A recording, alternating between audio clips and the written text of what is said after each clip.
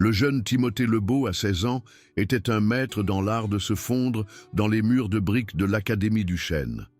Avec sa silhouette fine, ses cheveux auburn indomptables qui lui cachaient perpétuellement les yeux bleus et son habitude de fixer le sol en marchant, il se faufilait dans les couloirs animés comme un fantôme. Ses bottes éraflées murmuraient contre les sols en béton poli et sa veste élimée tombait de sa maigre carcasse tandis qu'il se frayait un chemin entre les groupes d'élèves bruyants. Timothée avait commencé à l'Académie du Chêne à peine 2 mois auparavant, lorsque son père avait décroché un emploi à l'usine locale. Commencer l'année de première dans un nouvel endroit était déjà assez difficile, mais Timothée portait des fardeaux supplémentaires qui faisaient de lui une cible évidente. Ses vêtements étaient de seconde main, son déjeuner était un simple sandwich au fromage qu'il préparait lui-même, et sa nature timide le rendait vulnérable à ceux qui prospéraient grâce au contrôle. La première fois que Barnabé Grimaud remarqua Timothée, c'était dans la salle d'études pendant la première semaine.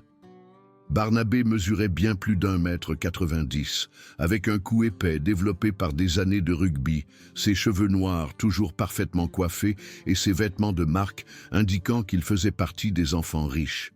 Il régnait sur sa zone de la structure sociale d'une main de fer, entouré de ses copains dévoués qui gloussaient à chacun de ses mots et participaient à ses jeux méchants. « Regardez cette pauvre excuse d'être humain », avait murmuré Barnabé à ses potes en désignant Timothée qui était assis seul à un bureau latéral, lisant tranquillement un livre de poche usé. « Je parie qu'il n'a même jamais tenu la main d'une fille. » Pierre Miette, le plus proche disciple de Barnabé, ricana en ajustant sa montre bracelet coûteuse. Avec son corps robuste et son froncement de sourcils constant, Pierre agissait comme le bras droit de Barnabé, toujours prêt à transformer les mots en coups de poing. Il ne pourrait probablement pas placer un coup s'il essayait. Regardez comme il est frêle. La troisième personne de leur groupe, Ashley Épine, était plus petite que les 2 autres, mais compensait cela par une imagination cruelle dans ses méthodes d'intimidation. Ses cheveux blonds étaient gélifiés en arrière, et ses yeux portaient une froideur calculatrice qui troublait même certains professeurs. « Nous devrions accueillir le nouveau correctement », suggéra Ashley avec un sourire mauvais. Leur tactique initiale était délicate. Heurter délibérément Timothée dans les couloirs, faire des remarques juste assez fort pour qu'il les entende et s'assurer qu'il se sente indésirable partout où il allait. Timothée supportait cela en silence, gardant la tête baissée et se dépêchant à ses cours. Il avait appris, il y a longtemps, que se défendre ne faisait qu'empirer les choses, et il avait des secrets qui l'obligeaient à rester discret. Ce que aucun d'eux ne réalisait, c'est que Timothée venait d'une famille dotée de talents inhabituels. Sa grand-mère avait possédé des capacités empathiques qu'elle avait gardées cachées toute sa vie, et son père montrait des signes occasionnels du même don lors de moments d'émotion extrême. Timothée s'était toujours senti différent, ressentant des sensations étranges lorsque ses émotions étaient fortes, mais il avait appris à contrôler ses sentiments après un incident d'enfance qui avait effrayé sa famille. L'intimidation s'est intensifiée progressivement au cours des semaines suivantes.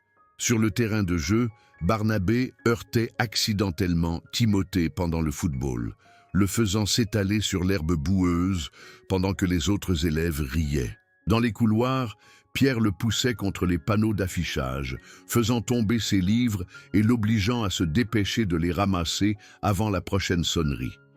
Ashley s'était spécialisé dans le tourment mental, répandant des mensonges sur la famille de Timothée qui était fauchée et s'assurant que tout le monde savait qu'il portait des vêtements de seconde main. Mademoiselle Abigail, la professeure d'histoire de Timothée, remarqua les signes, mais se sentit incapable d'intervenir, sans preuve claire. Elle observa Timothée devenir de plus en plus renfermé, sa participation aux discussions en classe tombant à 0. D'autres professeurs ignoraient le harcèlement évident, soit trop occupés par leurs propres tâches, soit peu disposés à défier les élèves bien connus dont les parents faisaient des dons généreux à l'école. Le point de rupture survint un matin de mercredi frisquet à la fin du mois de novembre. Timothée était resté tard après l'école pour utiliser l'ordinateur de la bibliothèque pour un rapport de science, sachant que sa famille n'avait pas les moyens de se payer Internet à la maison.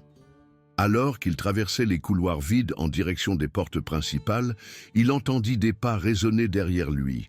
Son estomac se serra en reconnaissant les voix. Barnabé, Pierre et Ashley le suivaient. « Hé, le beau !» cria Barnabé, sa voix résonnant sur les murs carrelés. « Où crois-tu aller si vite ?»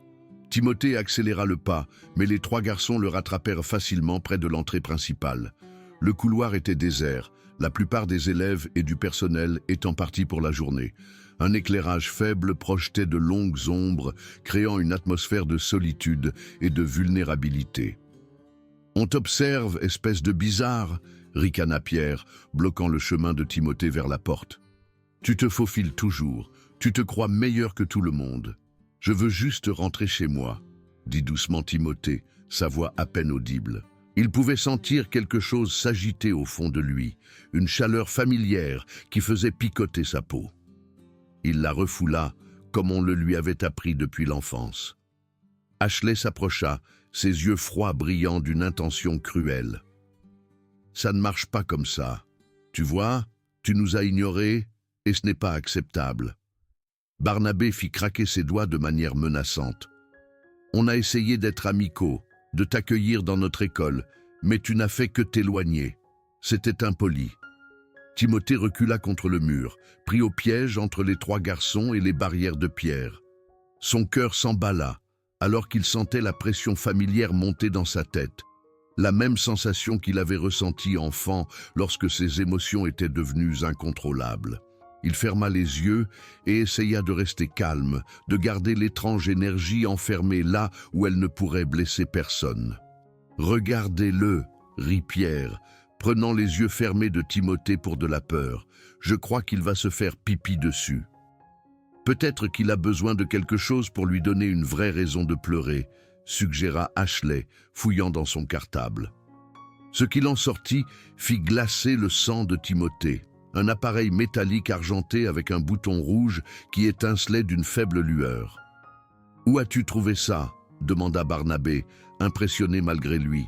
« Le père est garde forestier, il ne le remarquera pas, » répondit Ashley en appuyant sur le bouton qui fit bourdonner le pistolet à impulsion électrique de manière menaçante. « J'avais envie de tester ça sur quelqu'un. » Timothée ouvrit grand les yeux d'effroi. « S'il vous plaît, ne faites pas ça, je ne dirai rien à personne, je le jure, laissez-moi juste rentrer chez moi. »« Trop tard pour ça, » dit Barnabé, attrapant Timothée par le col. « Tiens-le tranquille, Pierre. » Pierre empoigna les bras de Timothée, tandis que Barnabé le plaquait contre le mur. Timothée se débattit désespérément, mais il ne pouvait rivaliser avec leurs forces combinées. La pression à l'intérieur de sa tête augmenta, rejointe par un étrange son de sonnerie qui semblait vibrer à travers tout son être. « Ça va être génial !» dit Ashley, s'approchant avec le pistolet à impulsion électrique levé. « Je me demande à quel point tu vas crier fort. »« Arrêtez, s'il vous plaît !» implora Timothée, mais ses supplications ne semblèrent que les encourager. Ashley appuya le pistolet à impulsion électrique contre l'épaule de Timothée et appuya sur le bouton. Des milliers de volts d'électricité parcoururent le corps de Timothée, le faisant se secouer violemment contre le mur. Mais au lieu des cris de douleur attendus, quelque chose d'autre se produisit. Le choc électrique ne fit pas que traverser Timothée. Il sembla réveiller quelque chose qui dormait en lui. L'énergie soigneusement contrôlée qu'il avait passé des années à réprimer jaillit soudainement comme un volcan en éruption. Tous les tubes fluorescents du couloir clignotèrent et moururent simultanément, plongeant les quatre garçons dans l'obscurité. Les lourds bancs en bois commencèrent à vibrer et à trembler, leurs pieds se fendant avec des craquements bruyants. Barnabé et Pierre relâchèrent Timothée sous le choc, trébuchant en arrière alors que le sol en pierre sous leurs pieds commençait à vibrer. Timothée se tenait contre le mur, n'étant plus la victime effrayée, mais quelque chose de bien plus puissant. Ses yeux avaient changé, brillant d'une lumière dorée surnaturelle, et l'air autour de lui semblait scintiller de chaleur. « Qu'est-ce que c'est que ce ?» commença Barnabé, Mais ses mots furent coupés court lorsqu'une force invisible le souleva de ses pieds et le projeta contre le mur opposé. Il glissa jusqu'au sol, haletant et fixant Timothée avec incrédulité. Pierre essaya de courir, mais la lourde porte en chêne se ferma d'un coup avant qu'il ne puisse l'atteindre. Il tira frénétiquement sur la poignée, mais elle ne bougea pas, comme si elle était bloquée en place. Derrière lui, le bruit du bois qui gémit emplit l'air alors que les bancs continuaient de se plier et de se briser sous l'influence du pouvoir déchaîné de Timothée. Ashley tenait toujours le pistolet à impulsion électrique, mais ses mains tremblaient en regardant ses amis se faire projeter par une force invisible. « Ce n'est pas possible », murmura-t-il, reculant de Timothée. « Ça ne peut pas arriver. » Timothée fit un pas en avant, et à chaque mouvement, l'intensité de l'énergie surnaturelle augmenta. Du plâtre commença à tomber autour d'eux, et les panneaux de sortie de secours se balançaient dangereusement au-dessus de leur tête. Sa voix, quand il parla enfin, portait une profondeur qui semblait venir de quelque part, au fond de la terre elle-même. « Vous vouliez me voir craquer, dit Timothée, ses mots résonnant étrangement dans le couloir en ruine. Vous vouliez me voir effrayé et impuissant. » Pierre était pressé contre la porte verrouillée, des larmes coulant sur son visage alors qu'il sentait une pression intense le serrer de tous les côtés. « Timothée, s'il te plaît, on est désolé, on ne voulait pas. » Barnabé luttait pour se tenir debout, utilisant le mur comme support, mais des mains invisibles continuaient de le repousser vers le bas. Ses vêtements coûteux étaient déchirés et du sang coulait d'une coupure sur son front, là où il avait heurté les blocs de pierre. « C'est impossible, les gens ne peuvent pas faire ça. »« Vous avez raison, » répondit Timothée, sa voix devenant plus forte à chaque mot. « Les gens normaux ne peuvent pas faire ça, mais vous venez de découvrir que je ne suis pas normal. » Ashley fit une tentative désespérée d'utiliser à nouveau le pistolet à impulsion électrique, se jetant en avant avec l'appareil tendu, mais il lui échappa des mains avant qu'il ne puisse entrer en contact. Le pistolet à impulsion électrique vola dans les airs et s'encastra dans le plafond, son boîtier métallique se fissurant sous l'impact. Timothée leva la main et les trois garçons furent soulevés simultanément dans les airs. Ils flottaient impuissants, leurs pieds pendant à plusieurs mètres du sol, maintenus en place par la force pure de sa volonté. La peur dans leurs yeux était totale maintenant. La même terreur qu'ils avaient infligée aux autres pendant des années se reflétait sur eux au centuple. « Pendant des mois, vous avez rendu ma vie misérable, » continua Timothée, sa voix stable malgré l'incroyable pouvoir qui le traversait. « Vous m'avez humilié, blessé et fait détester venir à l'école chaque jour. »« On va arrêter, » implora Barnabé, sa voix se brisant de désespoir. « On va te laisser tranquille, on ne t'embêtera plus jamais. » « Vous ferez plus que ça, » dit Timothée, les abaissant jusqu'à ce que leurs pieds touchent le sol, mais les gardant plaqués contre le mur avec une force invisible. « Vous allez comprendre ce que ça fait d'être impuissant. » Un par un, Timothée commença à montrer l'étendue de ses capacités. La montre bracelet coûteuse de Pierre fut arrachée de son poignet et réduite à un amas méconnaissable. Les cheveux soigneusement coiffés d'Ashley furent ébouriffés par des mains invisibles, le laissant d'apparence négligée et vulnérable. La veste de marque de Barnabé fut arrachée et déchiquetée, les morceaux éparpillés sur le sol, couverts de débris. Mais Timothée ne s'arrêta pas à leur possession. Utilisant ses pouvoirs empathiques avec une précision chirurgicale, il commença à leur donner un avant-goût de la douleur émotionnelle qu'ils avaient infligée pendant si longtemps. Barnabé se retrouva bombardé d'images de ses propres échecs et insécurités, le faisant fondre en larmes. Pierre fut rempli du même sentiment d'isolement et de solitude que Timothée avait ressenti pendant des mois, lui faisant réaliser l'impact de ses actions. Ashley fut submergé par la culpabilité et la honte de son comportement cruel, ressentant la douleur qu'il avait infligée aux autres comme si c'était la sienne.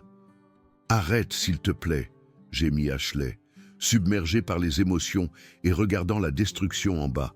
« Je n'en peux plus. »« Maintenant tu sais ce que j'ai ressenti chaque jour, » répondit Timothée, mais il n'y avait plus de malice dans sa voix, seulement une justice froide et calculée. « La différence, c'est que je ne suis pas un monstre comme vous. » Il abaissa doucement Ashley au sol, bien qu'il gardât les 3 garçons retenus contre le mur. L'énergie surnaturelle autour de Timothée commença à s'atténuer légèrement, la lueur dorée dans ses yeux diminuant pour retrouver une intensité plus normale. Le grondement dans le bâtiment cessa, et les lumières intactes restantes clignotèrent pour retrouver une lueur stable. « Voici ce qui va se passer », annonça Timothée, sa voix revenant à son ton normal, mais portant une autorité qui n'était pas là auparavant. « Vous allez dire à tout le monde à l'école exactement ce qui s'est passé ici ce soir. Vous allez admettre que vous m'avez intimidé et que je me suis défendu. »« Pas question », protesta faiblement Barnabé. « Personne ne croira cette histoire folle de toute façon. » Timothée sourit pour la première fois depuis des mois, mais ce n'était pas une expression gentille. Avec un geste subtil, il fit en sorte que l'un des bancs détruits se fende davantage, le bois gémissant de protestation.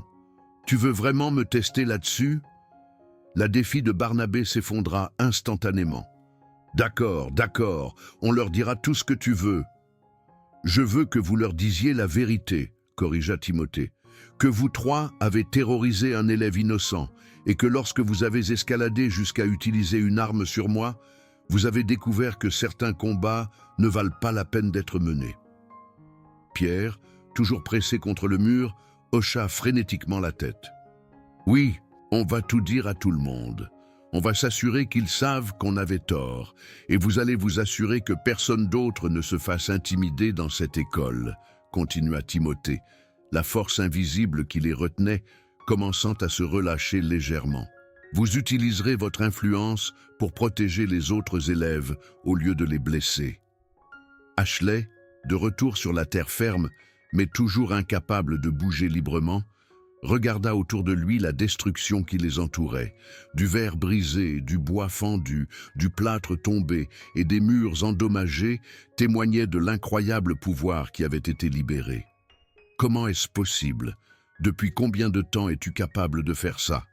Timothée considéra la question, se souvenant des années passées à réprimer ses capacités, à vivre dans la peur de ce qu'il pourrait accidentellement faire s'il perdait le contrôle. « J'ai toujours été différent. Ma famille m'a appris à le cacher, à ne jamais laisser personne savoir ce que je pouvais faire. Mais vous 3 avez décidé d'apporter des armes ici, et ça a tout changé. » La prise de conscience de ce qu'ils avaient réveillé commença à s'installer. Barnabé regarda autour de lui le couloir démoli, comprenant que ce niveau de destruction aurait pu être retourné contre eux personnellement si Timothée avait choisi d'être vraiment vindicatif. « On aurait pu être tué, » murmura-t-il. « Oui, » acquiesça simplement Timothée, « mais je ne suis pas vous. Je n'aime pas blesser les gens qui ne peuvent pas se défendre. » Lentement, Timothée relâcha son emprise empathique sur les 3 garçons. Ils s'affaissèrent contre le mur, leurs jambes tremblant à cause de l'adrénaline et de la terreur des dernières minutes. Aucun d'eux ne tenta de courir ou de continuer son attaque. Le combat leur avait été complètement enlevé. « Rentrez chez vous, » ordonna Timothée, jetant sa veste sur son épaule. « Pensez à ce qui s'est passé ici ce soir. Pensez à tous les autres élèves que vous avez blessés au fil des ans. Et demain, vous commencerez à réparer les choses. » Alors que Timothée marchait vers la porte principale, elle s'ouvrit pour lui sans aucune assistance visible. Il s'arrêta dans l'embrasure de la porte et regarda en arrière ses anciens bourreaux qui le fixaient toujours avec étonnement et peur. « Et si vous touchez un autre élève comme vous m'avez touché » ajouta-t-il doucement. « Souvenez-vous de ce que vous avez vu ici ce soir, parce que la prochaine fois, je ne serai peut-être pas aussi miséricordieux. » La porte se referma derrière lui avec un léger clic, laissant Barnabé, Pierre et Ashley seuls dans le couloir détruit. Pendant plusieurs minutes, aucun d'eux ne parla, chacun traitant ce dont il avait été témoin et ce qu'il avait vécu. Le silence ne fut rompu que par le bruit occasionnel de débris qui se déposaient et le bourdonnement lointain du système électrique du bâtiment. La nouvelle de l'incident se répandit comme une traînée de poudre dans l'Académie du Chêne au cours des jours suivants, bien que l'histoire changeât à chaque récit. Certains élèves affirmèrent qu'il y avait eu un effondrement structurel qui avait causé des dommages généralisés à l'entrée principale. D'autres murmurèrent à propos d'une bagarre qui avait dégénéré, entraînant des destructions de biens et des blessures. Mais Barnabé, Pierre et Ashley tinrent leur promesse à Timothée. Dans un revirement surprenant, ils convoquèrent une assemblée où ils admirent publiquement des mois de comportement d'intimidation et présentèrent officiellement leurs excuses non seulement à Timothée, mais aussi à plusieurs autres élèves qu'ils avaient ciblés au fil des ans.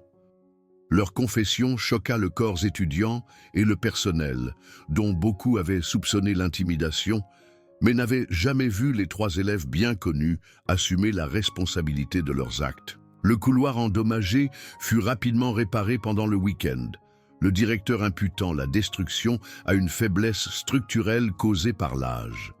Aucune question ne fut posée sur la façon dont une telle faiblesse avait pu faire plier et se fendre les bancs en des formes impossibles, ou sur la raison pour laquelle les dommages semblaient provenir d'un endroit précis. Timothée remarqua immédiatement le changement d'environnement. Les élèves qui l'avaient auparavant ignoré hochaient maintenant poliment la tête dans les couloirs. Les professeurs lui souriaient plus souvent et semblaient sincèrement intéressés par ses progrès scolaires. Même les élèves à qui il n'avait jamais parlé commencèrent à l'inclure dans les discussions et à lui demander de s'asseoir avec eux au déjeuner. Le changement chez Barnabé, Pierre et Ashley fut peut-être la chose la plus étonnante de toute la situation. Dépouillés de leur arrogance cruelle et forcés de faire face aux résultats de leurs actes, ils commencèrent à vraiment changer leur comportement. Barnabé commença à utiliser ses compétences naturelles de leadership pour organiser des programmes de lutte contre l'intimidation. Pierre mit ses sentiments protecteurs à profit pour défendre les jeunes élèves qui étaient victimes d'intimidation. Même Ashley, avec son intelligence astucieuse, commença à donner des cours particuliers aux camarades de classe en difficulté au lieu de trouver de nouvelles façons de se moquer d'eux. 6 semaines après l'incident, Timothée se rendait à l'arrêt de bus après l'école, lorsque Barnabé l'approcha seul. L'ancien tyran semblait mal à l'aise mais déterminé, les mains enfoncées dans ses poches alors qu'il luttait pour trouver les mots justes. « Timothée, » commença lentement Barnabé, « je sais qu'on s'est déjà excusé en public, mais je voulais te parler en privé aussi. » Timothée s'arrêta, son passe de bus à la main, et regarda le visage de Barnabé pour y déceler tout signe de l'ancienne colère. Ce qu'il vit à la place était une vraie tristesse et quelque chose qui aurait pu être du respect. « Qu'est-ce que tu voulais dire ?» demanda Timothée, sa voix égale mais pas hostile. Barnabé prit une profonde inspiration avant de parler. « Je voulais que tu saches que ce qui s'est passé ce soir-là, ça a tout changé pour moi.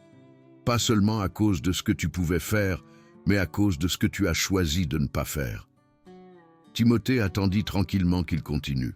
« Tu aurais pu vraiment nous blesser, » continua Barnabé, sa voix devenant plus forte de conviction.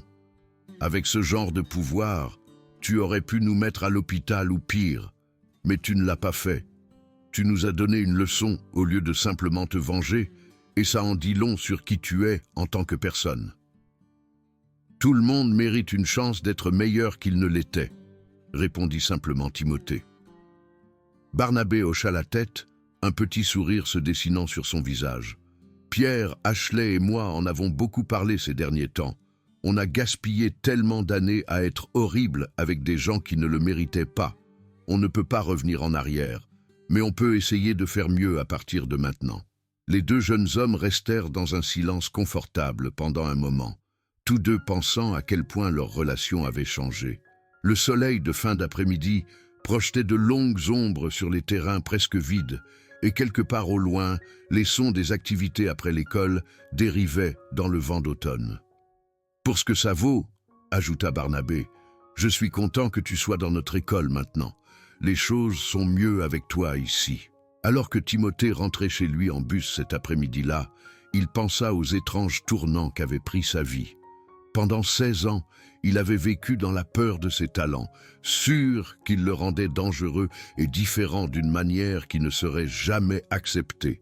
Sa famille lui avait appris à cacher ses dons, à les garder secrets d'un monde qui ne comprendrait pas. Mais la rencontre avec ces tyrans lui avait appris quelque chose d'important sur le pouvoir et la responsabilité.